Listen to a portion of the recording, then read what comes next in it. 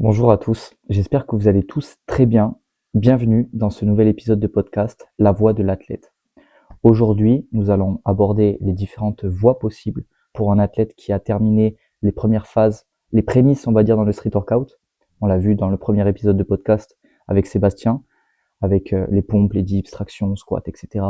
Une fois qu'on a terminé la phase préliminaire, que faire? De l'endurance, des figures.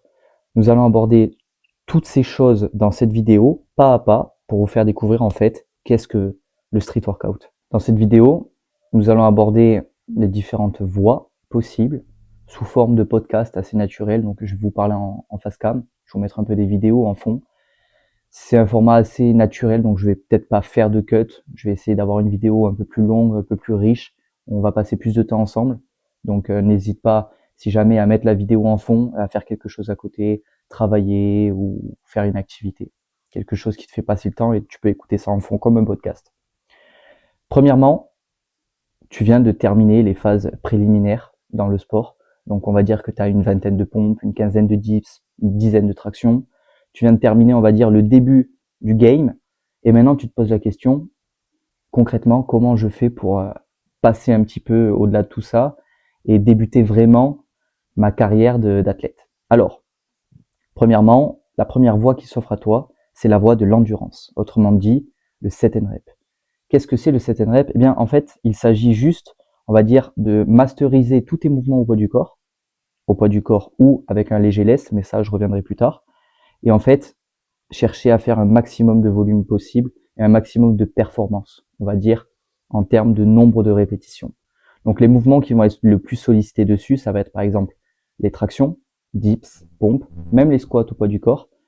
Et il y aura un nouveau mouvement aussi que vous allez apprendre si vous voulez faire de l'endurance, ça va être le muscle up.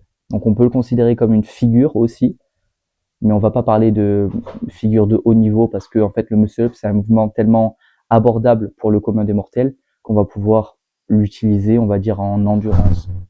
C'est assez rare de voir des athlètes enchaîner 10, 15, 20 muscle up. Je pense aux gros athlètes par exemple comme Flo Marek qui ont des très gros niveaux en muscle up, en endurance. Il n'y a pas énormément de choses à dire en fait sur l'endurance parce que c'est pas un domaine, moi c'est un domaine que j'ai vite arrêté. J'ai commencé par le street lifting en fait à la base. J'en ai pas fait longtemps, j'ai fait plutôt de l'endurance après et j'ai vite basculé en fait sur du statique. Donc là ça fait à peu près 1 an que j'en fais. De toute façon, on va y revenir, je vais vous expliquer tout ça. Donc ce qu'il faut savoir, c'est que la première voie possible, c'est le set and rep et je sais que ça peut plaire à beaucoup.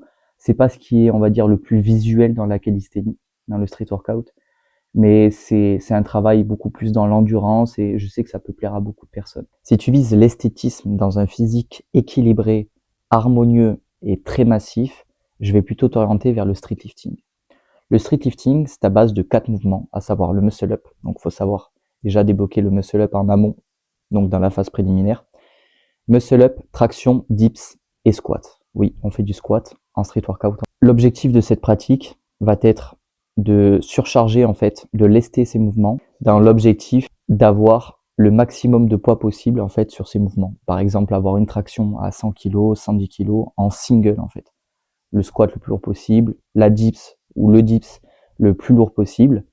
Et en fait, l'objectif, ça va être les totaux de ces 4 mouvements, avoir le plus de poids possible. En fait, c'est un peu comparable à du powerlifting, mais sur 4 mouvements différents. Donc, on va être beaucoup plus dans la filière de force et on va recruter énormément de masse musculaire en l'occurrence. Et là, maintenant, on va rentrer dans le vif du sujet qui est le freestyle. Alors, le freestyle, pour moi, c'est une catégorie en street workout, mais en fait, ça regroupe aussi 2 pratiques un peu différentes, en tout cas dans la programmation.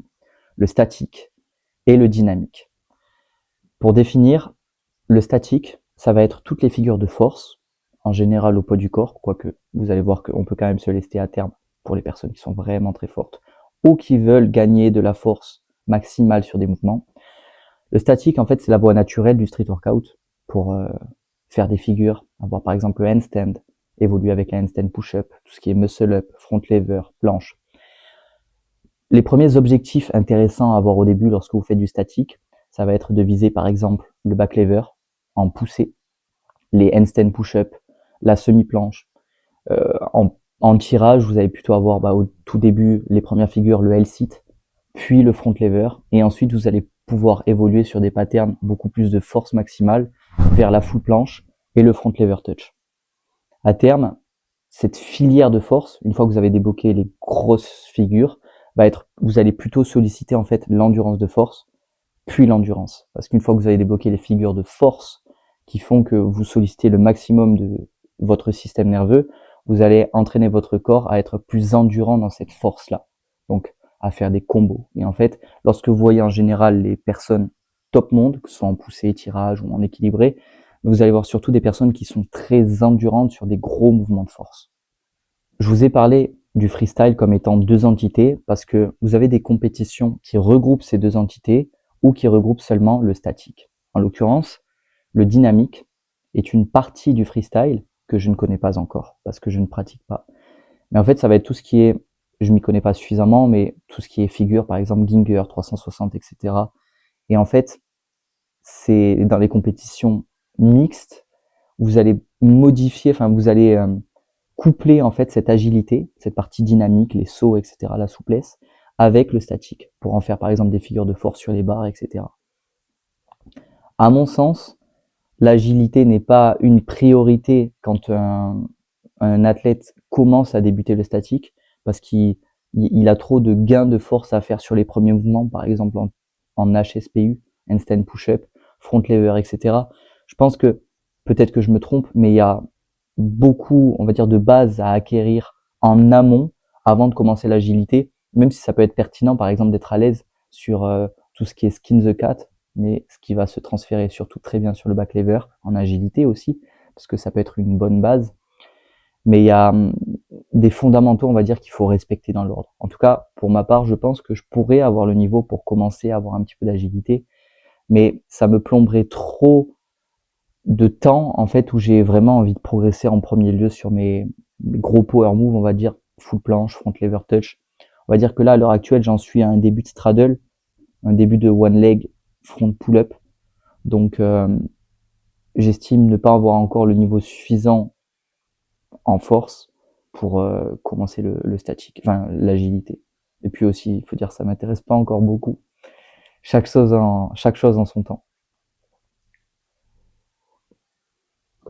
Là, on a vu les trois catégories importantes dans le street workout. Bien sûr, après, il y a toujours possibilité de faire les choses à votre guise. Par exemple, je parle de statique. Il y a aussi tout ce qui est head balance, donc tout ce qui est l'équilibre. Vous pouvez aussi masteriser. Il y a des personnes qui masterisent en fait justement juste l'équilibre, avoir le one arm handstand sous toutes les formes, avoir énormément d'endurance en fait sur l'équilibre. C'est pas quelque chose qui m'anime beaucoup. Moi, j'ai mon handstand, j'ai jamais travaillé le one arm handstand, ça m'intéresse pas trop. Je pense qu'à terme, j'y viendrai si ça m'intéresse. Je pense que ça sera d'ailleurs une quête très longue parce que j'ai mis tellement de temps à avoir mon handstand que j'ai l'impression que j'ai des capacités médiocres de base en équilibre. Donc, je pense que tout ce qui va être one arm, ça va être une quête vraiment énorme. C'est pas dans mes goals, on va dire, actuels, mais je comprends qu'il y a des personnes qui veulent se spécialiser, en fait, dans ça. Il y a un petit peu de tout. Après, tout ce qui est yoga, ça peut être couplé aussi la souplesse à la calisthénie et qui peut être aussi très pertinent pour apprendre des moves. Par exemple, je sais que tout ce qui est tuck press, tout ce qui est planche press, en fait, si vous avez beaucoup de souplesse, c'est un mouvement qui devient beaucoup plus facile parce que vous avez beaucoup moins de distance à parcourir. Et du coup, ça fait que le mouvement, en fait, se dénature pas, mais le levier, en fait, devient tellement amoindri que la facilité, finalement, ça fait que on a un pattern de mouvement qui est différent. Moi, je sais que je sais pas faire de montée en bras tendu, de montée en force bras tendu, et en termes de straddle, je galère énormément de ma tuck planche à ma straddle planche aussi, parce que j'ai un gros écart, en fait, entre les deux, dû au levier, parce que j'ai les jambes assez lourdes, parce que je les travaille aussi. C'est un choix personnel pour l'esthétique. Mais aussi, je manque énormément de souplesse sur ma straddle. Donc, bah, le levier en fait est beaucoup plus grand. Là, les leviers, en fait, ça pourrait faire une vidéo à part entière. C'est quelque chose de très intéressant.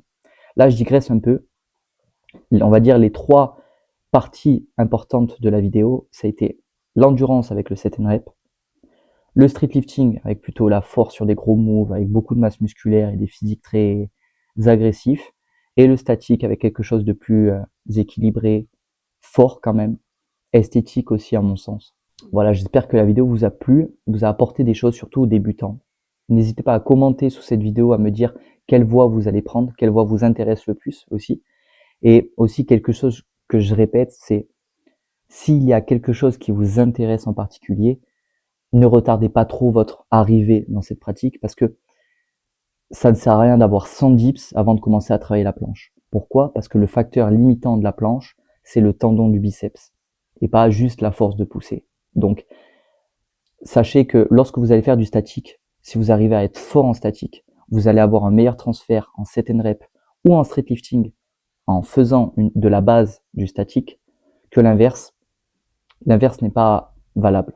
Si vous faites du street lifting et que vous voulez passer sur du statique, vous allez sûrement avoir un bon transfert sur tout ce qui est pattern de front lever parce que ça engage beaucoup le grand dorsal. Il n'y a pas énormément d'implication sur des facteurs limitants plus petits. Mais tout ce qui est sur la planche et tout, vous allez forcément avoir un retard. Vous allez peut-être, avec de la chance, être voué à faire de la straddle au début. Si vous êtes vraiment chanceux, sinon ça sera plutôt de la tuck planche. Et en fait, vous allez vraiment être au tout début, en fait, dû au facteur limitant. Je côtoie beaucoup de personnes, en fait, qui ont beaucoup l'orgueil de se dire, bon, je suis musclé, je fais de la muscu, je vais à la salle, j'ai un bench à 120 kilos, je peux faire de la planche. Et finalement, qui se mettent qu'ils n'arrivent pas à tenir une tuck, qui bombardent tous les jours et qui se blessent au niveau du tendon du biceps ou biceps.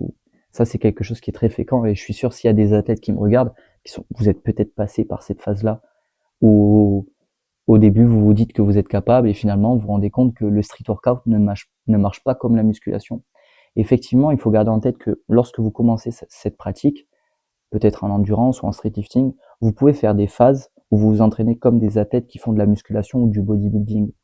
Le souci, c'est que souvent, à terme, notamment en termes de statique, les programmations se font complètement différemment. Moi, j'ai suivi une formation, j'ai eu la chance de suivre la formation de l'ultime périodisation d'Adrien Street Workout, qui m'a permis de comprendre quelles étaient les stratégies pour développer ta force dans les figures entre planche et front lever de la meilleure des manières, comment adapter la périodisation concurrente de Monsieur Font.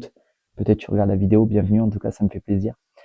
Comment adapter cette périodisation à ces deux patterns de force, qui peut être aussi valable pour le street lifting, parce que c'est possible d'adapter en fait la périodisation concurrente à ces sports de force. Ce qui est moins vrai pour l'endurance, parce qu'on va faire des programmations plutôt basées sur du volume, avec par exemple un jour cardio, un jour training. C'est quelque chose qui est différent parce qu'on n'est pas dans les mêmes filières énergétiques. Ça peut être aussi le sujet d'une autre vidéo. Je m'y connais pas très bien non plus en filière énergétique parce que j'ai pas fait STAPS. Je suis juste un passionné de cette pratique qui a beaucoup étudié, mais je sais que les programmations de force statique et street lifting sont différentes de l'endurance. En tout cas, c'est pour ça, moi-même, sur mon parcours, que je me suis éloigné un petit peu de la partie endurance parce que ça résonnait moins en moi, en fait. Le fait de travailler, avoir l'acide lactique dans les muscles, travailler, faire des séries longues de pompes, de dips, cet effort même cardiaque que ça demande, c'est pas quelque chose qui m'était agréable, en fait. Et du coup, naturellement, en fait, après avoir fait la rencontre de Lisandro et Anthony, que je vous ai présenté dans le podcast précédent à Calvi, ben c'est là où j'ai eu le déclic de me dire j'ai envie de faire du statique, j'ai envie de faire de la planche, du front lever, j'ai envie de progresser en force. Et puis même, c'est aussi par ce biais-là que physiquement, je m'y retrouve un petit peu plus.